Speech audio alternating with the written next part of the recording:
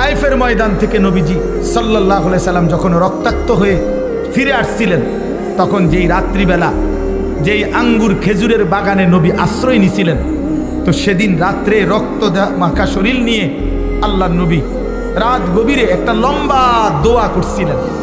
হাদিসে এই দোয়াটা আছে, লম্বা দোয়া। নবীজি সারাটা শরীর রক্তাক্ত, পায়ের জুতার সাথে লেগে গেছে জমাট রক্ত।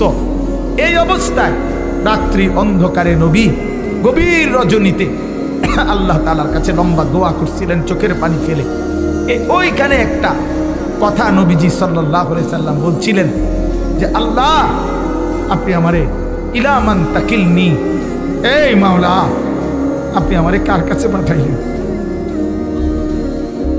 কার কাছে পাঠাইলেন?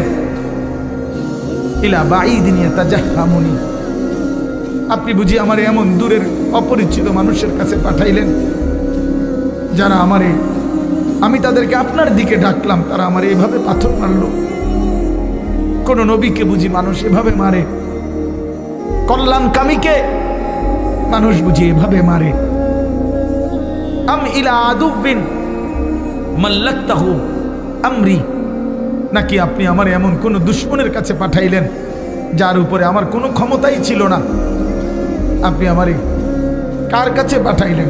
কিন্তু এই মনের আবেগ এগুলো বইলা এই একটা কথা হুজুর বলছে নবীজি, এটাই আমাদের শেষ কথা। আমার নবীজি তখন বলছে, আল্লাহ যা বলছি তা তো মনের কষ্টে বলছি, কিন্তু শেষ কথা হলো মাওলা ইন্নাম তাকুন আলাইয়া গাদাবুন ফালা উবালি, শুধু রাত গভীরে বলেন আপনি যদি আমার উপরে নারাজ না হন, আপনি যদি আমার উপরে রাগ না করেন, আপনি যদি খুশি থাকেন, ফালা উবালি, আমি কোনো পরোয়া করি না, আমি কোনো পরোয়া করি না।